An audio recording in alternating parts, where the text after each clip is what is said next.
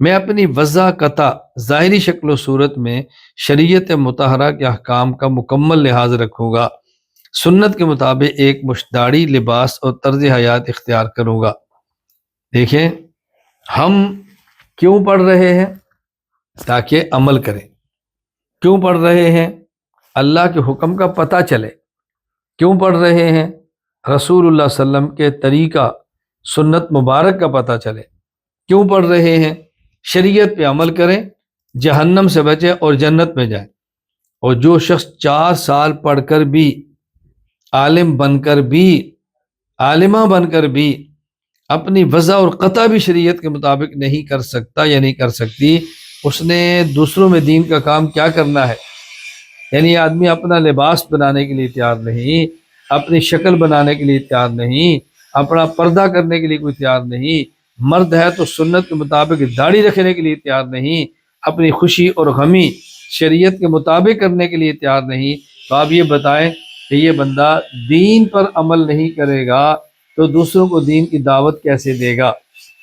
اس لیے یہ ذہن نشین فرما لیں، اگر کوئی خاتون ہو اور پردہ نہ کرے وہ سند نہ لے، اگر کوئی مرد ہے اور اس کی داڑھی سنت کے مطابق نہیں وہ سند نہ لے۔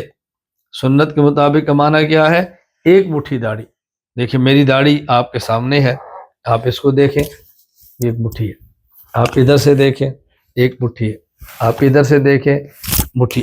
تو داڑھی کا سنت کے مطابق ہونا ضروری ہے۔ اور یہاں ایک بات کی میں وضاحت کر دوں، یہ جو ہم کہتے ہیں نا کہ ایک مٹھی داڑھی رکھنا سنت ہے، اس کا معنی یہ ہے کہ ایک مٹھی داڑھی رکھنا سنت سے ثابت ہے،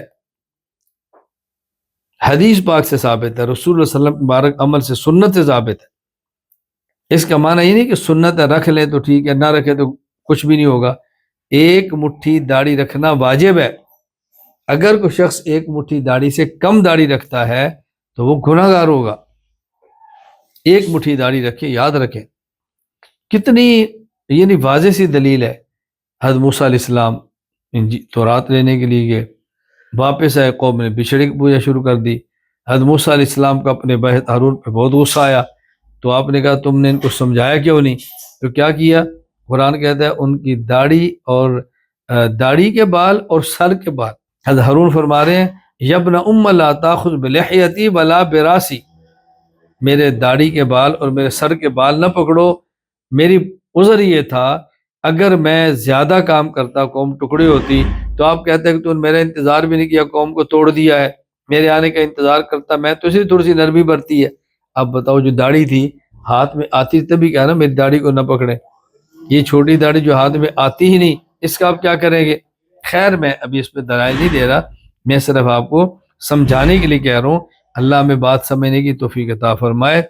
اپنا لباس سنت کے مطابق ہو، اپنی داڑھی سنت کے مطابق ہو، ظاہری شکل و صورت سنت کے مطابق ہو، طرز حیات شریعت کے مطابق ہو۔ اگر کوئی اس کی پابندی نہیں کرتا تو وہ سند نہ دے، وہ خود کوئی مرکز کا عالم یا عالمہ نہ کہے، اور اگر سند لی اور بعد میں اس نے گڑبڑ کر دی، وہ سمجھے کہ اس کی سند منسوخ ہے، شاید زندگی پر ہمارا رابطہ نہ ہو، ہمیں پتہ نہ چل سکے اور ہم اس میں معذور ہوں۔ اللہ مجھے اور آپ سب کو بات سمجھنے کی توفیق عطا فرمائے۔